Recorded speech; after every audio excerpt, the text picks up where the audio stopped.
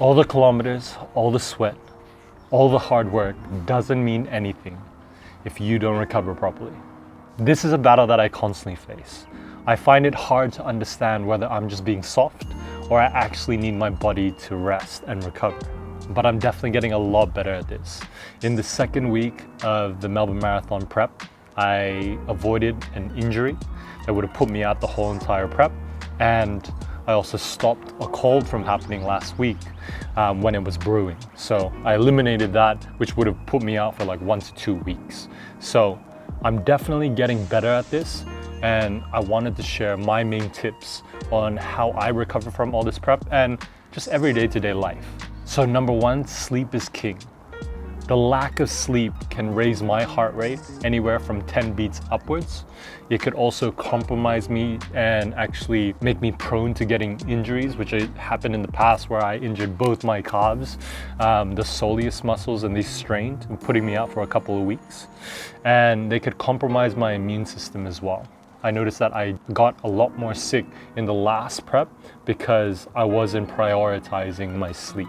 So 8 hours is optimal for me, but there's some days where I just had a lot of stress on my body, whether it was from the training or it was just from life. So I added a little bit extra sleep time. So I didn't really set an alarm, I just woke up when my body woke me up. And I would also get some naps in during the day too. Number 2, managing your stress levels. Life happens and it can be extremely stressful. But I noticed for myself, if I'm able to flip the perspective and see these challenges as a way for me to level up, it allows me to just kind of like get through all these hardships. I grew up playing a lot of games, watching a lot of animes.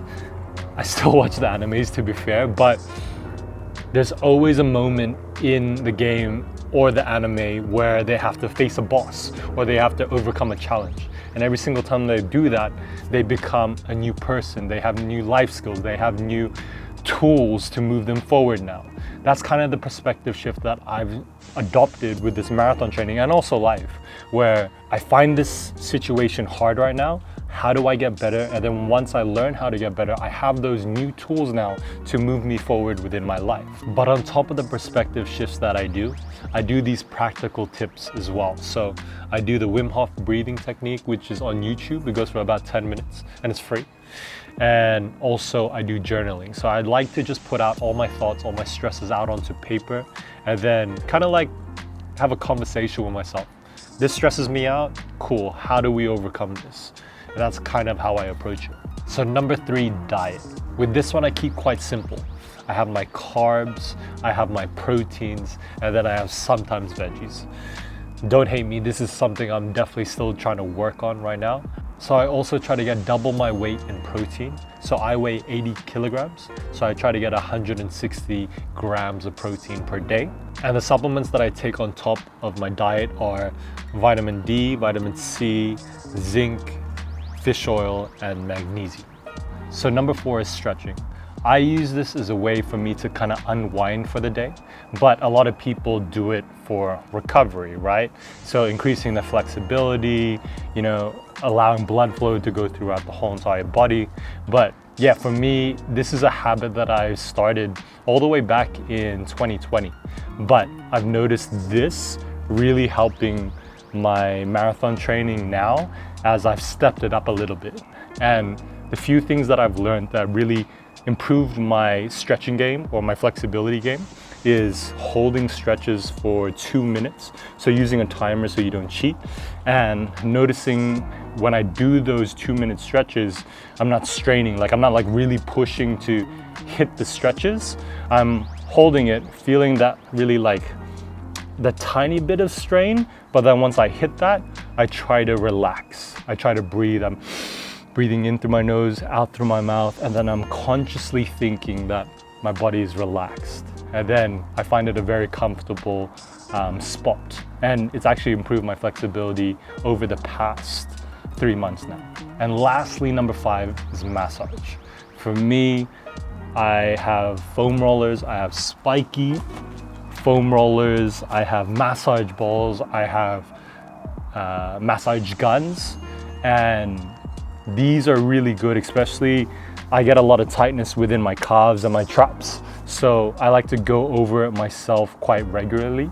But sometimes there's spots where you just really can't get into, and like the stretching and the massaging, the self-massaging yourself really just doesn't do the job.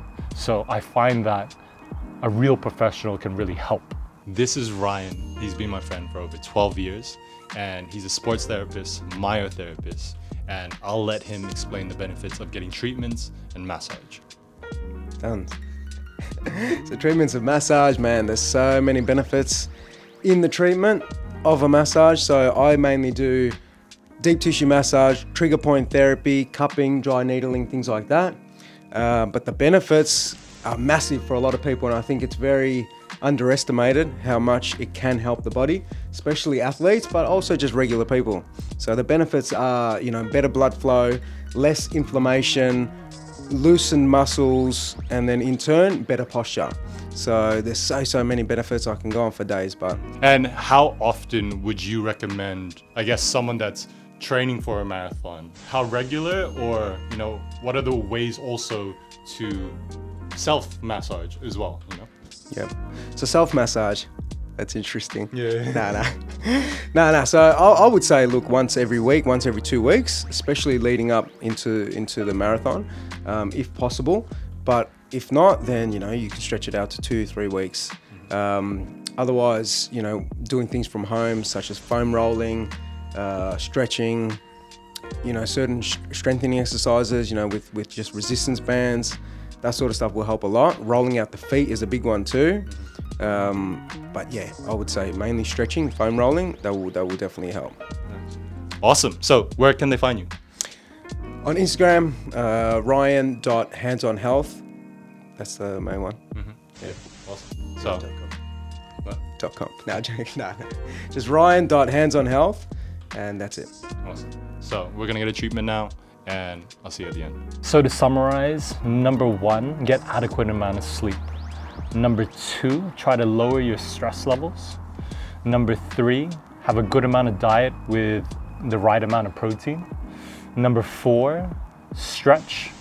Number 5, get massages done or do your massages. But that's it for the recovery video. I hope you guys got some value out of it. If you guys have any comments or any questions, feel free to put them down below. But please like, comment, and subscribe. I hope you have a great day. Much love. Let's go and let's get it. Yes, bro.